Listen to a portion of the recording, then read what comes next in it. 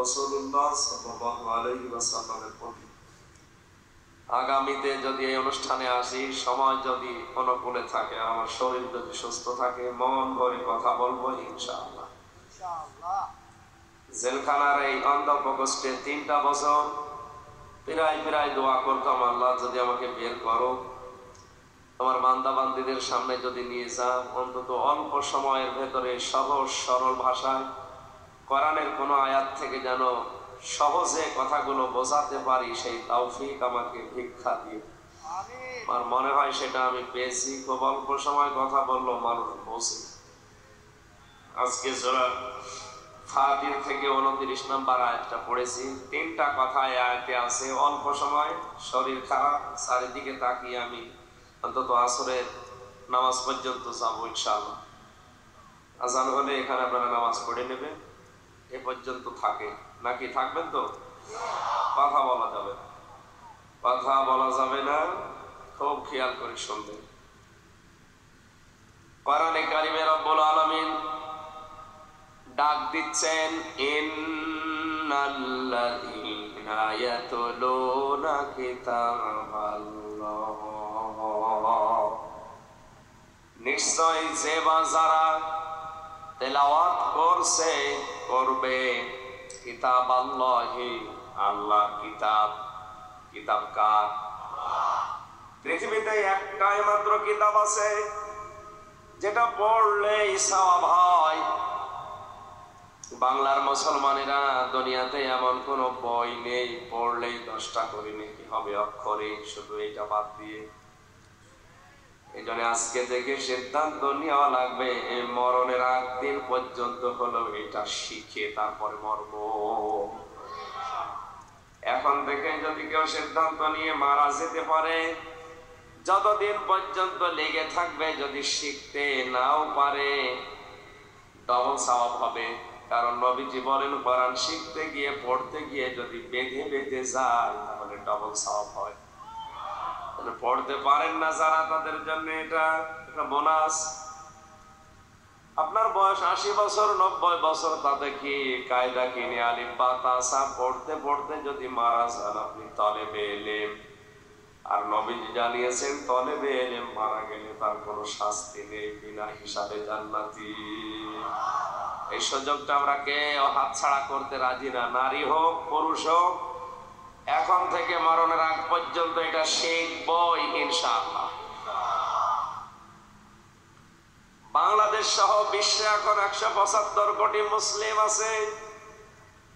অন্যান্য জাতির কথা আমি বাদ দিলাম, মুসলিম যারা অন্তত জিজ্ঞাসা করলেই বলবে কোরআন শরীফ আমি বিশ্বাস করি, বলবে না? এখন এই কথার দাবি কতটুকু সত্য এ প্রমাণ দেবে কে? সূরা বাকারার 121 নম্বর আয়াতে আল্লাহ দলিল দিচ্ছেন, আল্লাযীনা আতাইনাহুমুল কিতাবা ইয়াতলুনাহু হাক্কা তিলাওয়াতি উলাইকা ইউমিনুনা বিহি ওয়া মান ইয়াকফুর বিহি ফাউলাইকা হুমুল খাসিরুন। আমি আল্লাহ যাদেরকে কিতাব দিয়েছি, বাংলার মুসলমানেরা তামাম দুনিয়ার 750 কোটি মানুষ এ কথা বলতে পারে না যে আমি কোরআন পেয়েছি। আমরা যারা মুসলিম 175 কোটি, আমরা আর যাই করি এ কথা বলতে পারি যে আমরা কিতাব পেয়েছি। আল্লাহ বলেন, যাদের আমি কিতাব দিয়েছি তারা এর হক আদায় করে, তেলাওয়াত করে, জাগর কাটে। খেয়াল করেন শব্দের দিকে, তালাওয়াত শব্দের শাব্দিক অর্থ বাংলায় জাগর কাটা। সারাদিন গরুতে লতা পাতা ঘাস খড়কোটা খায়, সন্ধ্যার পরে কি করে বলেন বলেন? আপনি এখান থেকে 1-1.5 ঘন্টা 1 ঘন্টা যা শুনবেন, আসরের আজান হওয়ার পর থেকে আপনার প্র্যাকটিক্যাল লাইফ, বাস্তব জীবন যেন এই আয়াতগুলো যা শুনবেন এর উপরে উঠে যায়।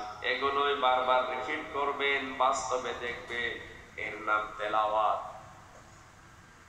হক আদায় করে যারা তেলাওয়াত করে, এরাই মাত্র আমার এই কিতাবে এই কোরআনে বিশ্বাস করে, আর হক আদায় করে যারা তেলাওয়াত করে না, এরা আমার কোরআন বিশ্বাসও করে না, এরা ক্ষতিগ্রস্ত।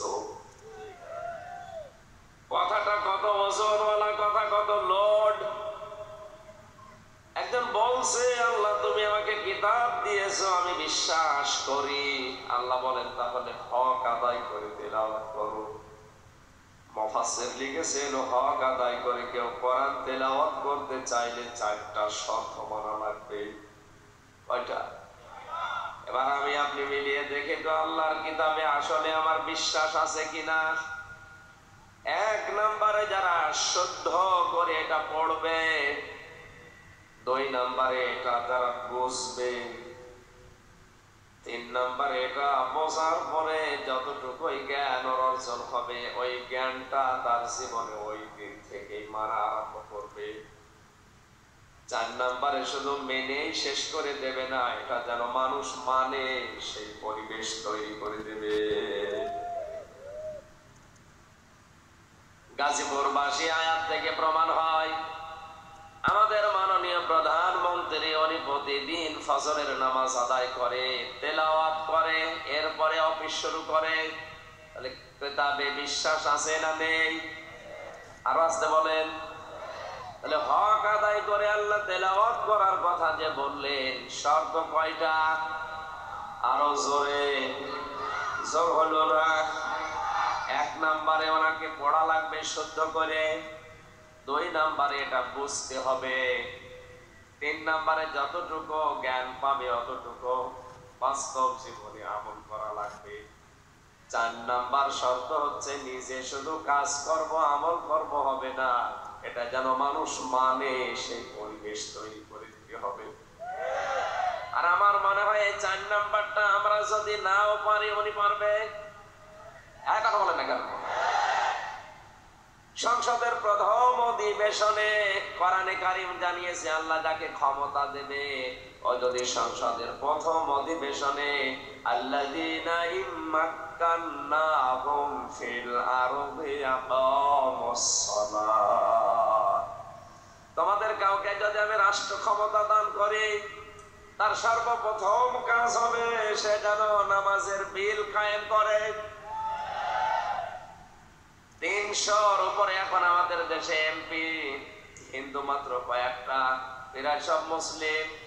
প্রথম অধিবেশনে আমরা আশা করব নামাজের বিলটা কোরআনের আয়াত অনুযায়ী তারা উত্থাপন করে। এ দাবির সাথে আছেন আপনারা? উলাইকা ইউমিনুনা বিহি, এই মানুষগুলো এই কিতাবে বিশ্বাস করে। তাহলে আমাদের জননী শেখ হাসিনা থেকে শুরু করে যারাই দায়িত্বে আছে, এরা যদি কিতাব বিশ্বাস করি, কোরআন বিশ্বাস করি এ কথা বলে, এই 4টা কথা মানার দরকার আছে। 4 নাম্বারটাই আমার মনে হয় আসল। আমরা কম বেশি অনেকেই শুদ্ধ করে পড়ি, এটা বুঝিও কম বেশি অনেকেই, পড়াটা না বুঝলেও আংশিক বুঝি।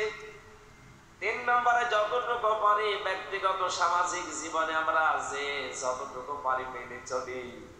4 নাম্বার এটা আমি শুধু একা মানবো না, এটা আমি মানাবো, এইটা আমাদের নেত্রীর হাতে। কথা বলেন না কেন? মানে একবার যদি এটা কায়েম করে দেয়, কালকে থেকে আর নামাজের ওয়াজ বাংলাদেশে করা লাগবে না।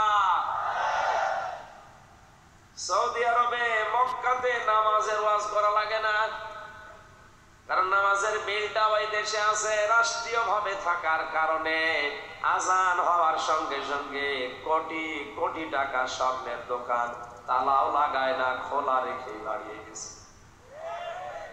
আমাদের দেশে ওই পরিবেশটা আমরা দেখতে চাই। কথা বলেন ঠিক কিনা? যে ব্যক্তি এই 4টা শর্ত আদায় করে কোরআন তেলাওয়াত করে না, পড়ে না, এই মানুষগুলো আমার কিতাবে বিশ্বাস করে না। কে বলছেন? তাহলে এই আয়াত অনুযায়ী বাংলাদেশে কোরআনে বিশ্বাসী মানুষ কম না বেশি? কম মানে নেই।